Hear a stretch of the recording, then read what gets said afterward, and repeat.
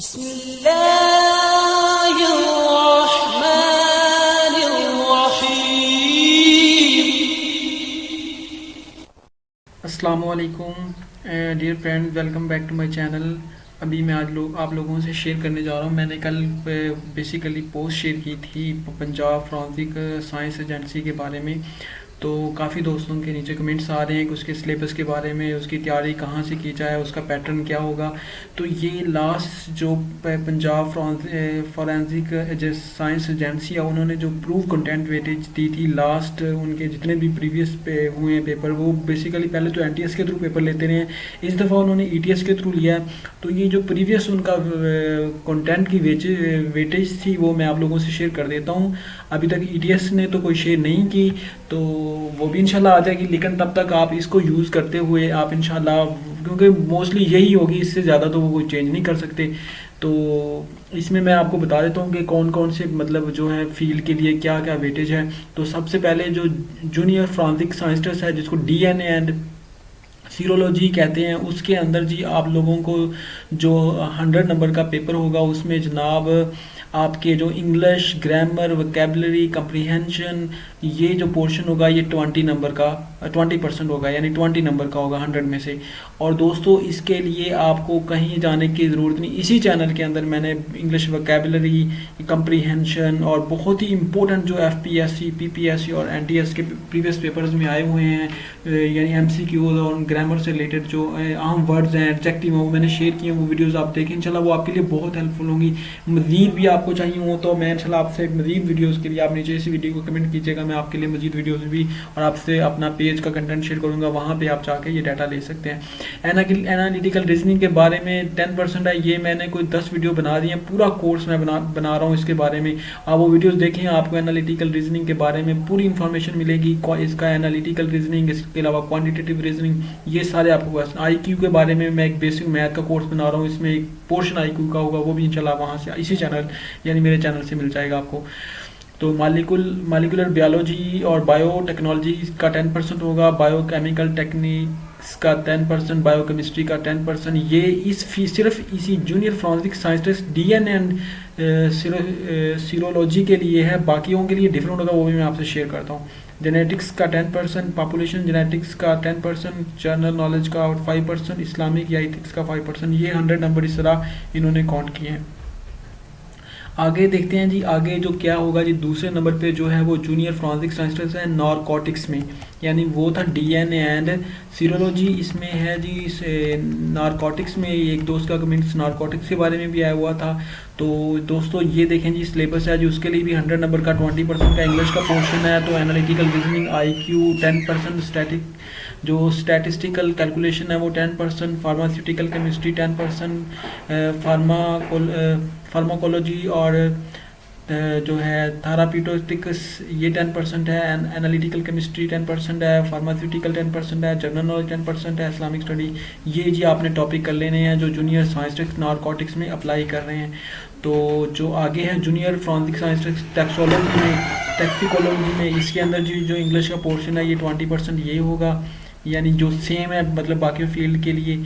और जो बाकी है जी उनका जो बेसिक में आपका जो सब्जेक्ट है उसी का सिलेबस चेंज होगा। इंग्लिश का तो आपका तकरीबन सभी में सेम ही है, एनालिटिकल भी सेम है, आईक्यू भी सेम है। आप देखें यहाँ से आपका सिलेबस हर एक फील्ड का चेंज हो रहा है कि फार्मास्यूटिकल केमिस्ट्री का 10% आएगा इसके लिए, टैक्सोलॉजी के लिए, टैक्सोकोलॉजी के लिए, बायोकेमिस्ट्री का, फार्मास्यूटिक्स का, फार्माकोलॉजी का, आगे है थेराप्यूटिक्स का और जनरल नॉलेज का, इस्लामिक का। इस्लामिक भी सेम है, ये जनरल नॉलेज भी सेम है, सिर्फ आपके ये 4 पोर्शन के यानी तकरीबन 50% का आपका सिलेबस ये डिफरेंट है। मैं इंशाल्लाह अभी आपसे एक और भी सिलेबस शेयर करूंगा और प्रीवियस कोई पेपर भी आपके लिए एक और वीडियो बनाऊंगा जिसमें कोई प्रीवियस पेपर का मैं आपको थोड़ा सा स्केच दूँ, ताकि आपको आइडिया हो कि आपने तैयारी किस लेवल में और कहाँ कैसे करनी है। तो दोस्तों अभी जो 4 नंबर पे है जी ये सिलेबस दिया हुआ उन्होंने, जूनियर जो है फॉरेंसिक साइंटिस्ट ट्रेस केमिस्ट्री का। अब इसका आप देखें तो आपको लगेगा कि वाकई जो मैं बात कर रहा हूँ वही है, कि इंग्लिश का भी वही है, analytical reasoning, IQ, general knowledge, Islamic study, बस फ़र्क क्या, ऑर्गेनिक केमिस्ट्री 10% है, एनालिटिकल 10% है, फिजिकल केमिस्ट्री इनऑर्गेनिक 10% है। यानी आपका सब्जेक्ट रिलेटेड सिर्फ 50 है और 50 आपको बाकी आएगा, जिसमें से IQ, analytical, English, general knowledge, Islamic study. तो इस चैनल में आपको ये सारा मटेरियल मिल रहा है। इसके अलावा यानी आपके सब्जेक्ट के अलावा आपको सभी चीज़ें, यानी ये 50 नंबर का पेपर आपको सब्जेक्ट के अलावा इसी चैनल के ऊपर यानी वीडियोस में मिल जाएगा। Junior forensic science text fire arms and tool marks, इसमें भी इंग्लिश वही, एनालिटिकल वही, IQ वही।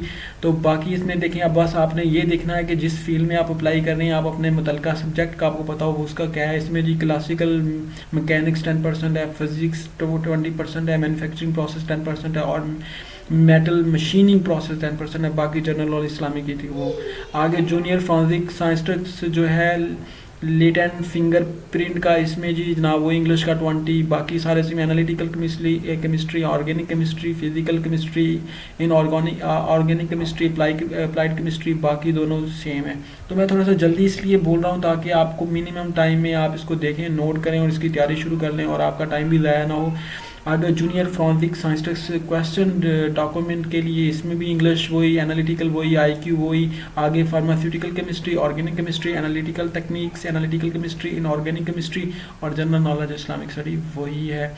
जूनियर फोरेंसिक साइंस टेक्स्ट में यानी पॉलीग्राफ जो है उसमें जी जूनियर फोरेंसिक साइंस टेक्स्ट में आप English, IQ, analytical, general knowledge, Islamic वही। इसमें क्या आएगा जी, एक्सपेरिमेंट साइकोलॉजी आएगा, neurological basis of behaviour, clinical psychology, social जो है सोशल साइकोलॉजी है, मेंटल हेल्थ है एंड साइकोपैथोलॉजी है। तो बाकी जनरल नॉलेज, इस्लामिक तक का वही है। अगर junior forensic science tech and pathological history, इसका भी ये देख लें आप, वही 50 वही। बाकी आपके सब्जेक्ट रिलेटेड है, clinical pathology, serology, elementary anatomy and micro technique है, इसके अलावा हेमाटोलॉजी है, ब्लड बैंकिंग है।